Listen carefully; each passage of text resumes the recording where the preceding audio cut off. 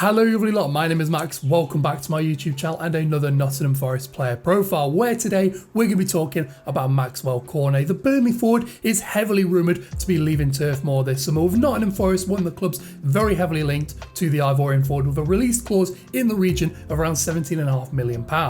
In today's video we'll be talking about his career to date, how he was deployed for Burnley and potentially how he could be used for Nottingham Forest should he join us in the Premier League. So before we do that, drop a like on this video, subscribe to the channel, ring the notification bell so you don't miss a single player profile or the return of the match previews in a couple of weeks time. Well, that being said, let's start talking about Maxwel Cornet and how he would fit this Nottingham Forest side. Maxwel Cornet was born in Abidjan, the capital of the Ivory Coast, and would emigrate to France at a young age, joining the Academy of Metz in 2004. And he would spend the next decade or so learning his craft in this academy system, developing his game and making his first team debut for the club at the age of 16, scoring one goal during his 2 seasons with the Metz first team, as the club will be promoted from the 3rd tier of French football all the way to Ligue 1. In fact, those performances would impress so much that he would be snapped up by Lyon, one of the most successful clubs in French football, joining in the January window of the 2014-15 season, making just 4 appearances during his first 6 months at the club. However, his game time would substantially increase during the next 7 seasons, making around 250 appearances for the club and scoring about 50 goals in the process, a strike rate of around 1 in 5, which is pretty decent considering the amount of positions that he was playing for the club, including as a forward,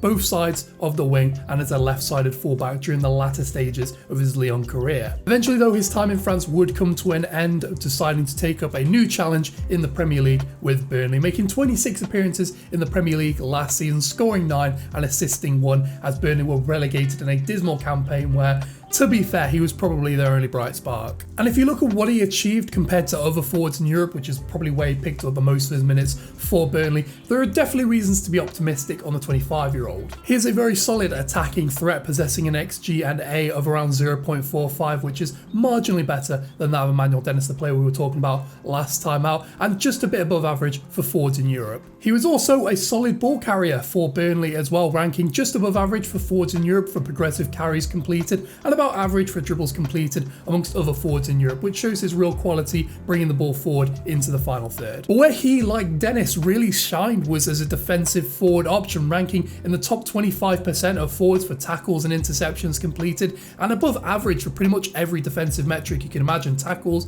interceptions, blocks, clearances, all that good stuff. To me, it really just seems like Cornet is just a budget version of Emmanuel Dennis. I'd imagine they would fulfill a similar role in this Nottingham Forest system, and he would deliver very similar sort of numbers that you would expect from Emmanuel Dennis for a player who would probably cost in the region of around £10 million less than the Nigerian international because of that release clause. So it does make him quite a lucrative prospect if you're a bit tight on money, as we are going into the last stage of this transfer window where we've already spent upwards of 80 million. With that being said though, let's start talking a bit about how he was deployed by Sean Dyche in this Burnley system, and a little bit on how he could potentially then be used by Nottingham Forest should he join us this summer. So Burnley have historically preferred to play that classic 4-4-2 shape during their stint in the Premier League. They are both compact in the vertical and narrow sense of the game, looking to compress the space within the central areas and play with a very tight first 11. Of course, when you're trying to defend in this low and mid block, you're looking to compress the space as much as possible, make it very hard for teams to play through the centre of you.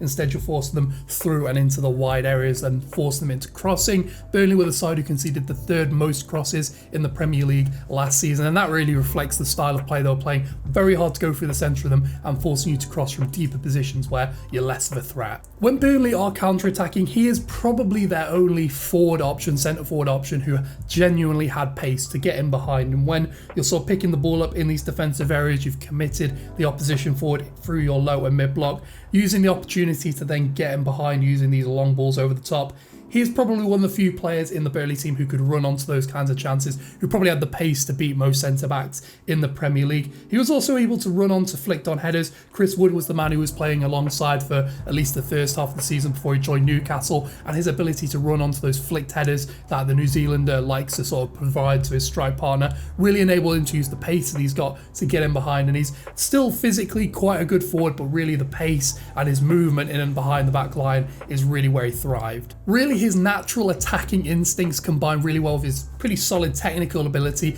and that work rate that was instilled playing in a Sean Dyche system makes him a really good hard-working pressing forward who can get in behind, stretch the back line, and that's the kind of forward you really want in a Steve Cooper system, someone who's going to work your socks off for the team and give you that avenue to attack out from the back. Now, within the context of Nottingham Forest, you would probably imagine that Cornet would occupy one of these two central striker positions alongside Brennan Johnson or one of whoever's playing alongside him. His ability to stretch the opposition by making those inside runs in behind the opposition, and also the fact that he can drop into deeper positions, help do the defensive work. As we mentioned in the intro, he does a lot of defensive work for a forward, and that contribution would really help in setting the tempo for Forest. Of course, Cornet could play as a left wing back as well. He's not really used to playing as a wing back for Lyon when he was playing on the left side of defence. It was more in a back four sort of system. But you would imagine he's left footed, he's got good defensive numbers. You would think that maybe if we needed someone to slot into that position due to injuries or whatever, he could probably do a job in that position. And of course, if Forest choose to shift to something similar to a 3-4-3, which,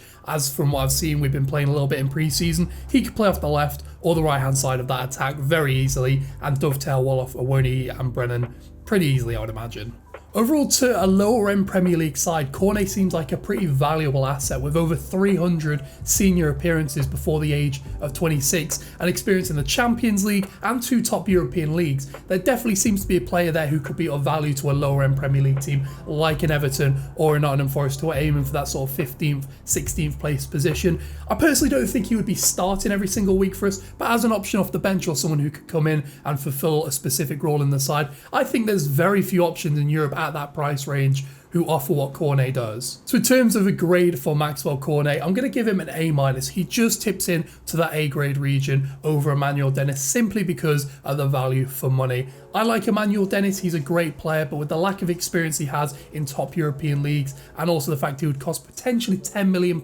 more than the Ivorian, I think Maxwel Cornet probably offers better value for money, and what you're going to get from him is someone who's electric, he's dynamic down that left hand side. He might not start week in, week out, but as an option off the bench or as an option in the squad, I think in that value range there's very little better than Maxwel Cornet at the moment. Of course though, let me know in the comments section below, firstly who you would rather have of Emmanuel Dennis and Maxwel Cornet, and secondly your personal grade for the signing of Maxwel Cornet. How do you think he would do for the Reds? And whilst you're down there, drop a like on this video, subscribe to the channel, ring the notification bell so you don't miss a single video. And with that being said, thank you very much for watching, Reds. I will catch you later.